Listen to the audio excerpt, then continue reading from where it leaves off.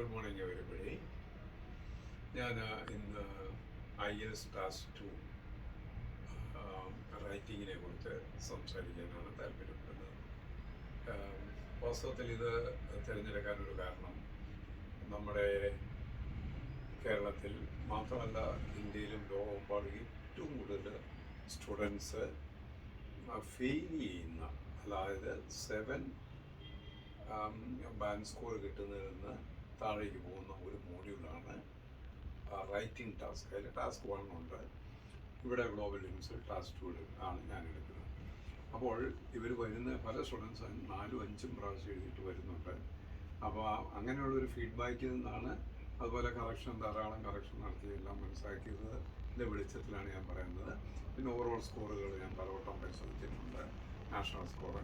അപ്പോൾ എല്ലാം കാണുന്നത് ഏറ്റവും മാർക്ക് കുറവുള്ള ടാസ്ക് 2-നാണ്,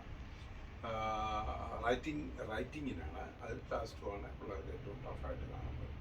ഓക്കെ, ഇനിയും ഞാനിവിടെ പറയാൻ പോകുന്നത് എങ്ങനെ നമുക്ക് ടാസ്ക് 2 റൈറ്റിംഗ് കംഫർട്ടബിളായിട്ട് എഴുതി നല്ല ബാൻഡ് സ്കോറിലേക്ക് വരാം. ഇവിടെ വാസ്തവത്തിൽ ശകലം കൃത്യതയാണ് കേട്ടോ. കുറേ ട്രിക്സ് ഉണ്ടെന്ന് പറഞ്ഞാൽ ഒന്നും വാസ്തവത്തിൽ അതൊരു ടെക്നിക്കാണ്. വളരെ നല്ല കുറേ ആൾക്കാരെ കൂടുതൽ സബ്സ്ക്രിപ്ഷൻ കിട്ടാൻ വേണ്ടിയാണ് ടെക്നിക്സും ട്രിക്സും ഉണ്ടെന്നൊക്കെ പറയുന്നത്. ഇല്ല, നിങ്ങൾക്ക് വേണ്ടത് കറക്റ്റ് സ്കിൽസാണ്. അപ്പോൾ ആ സ്കിൽസിനെ കുറിച്ച് ഞാൻ എൻ്റെ അടുത്ത ക്ലാസ്സിൽ കൃത്യമായി പറയുന്നതായിരിക്കും.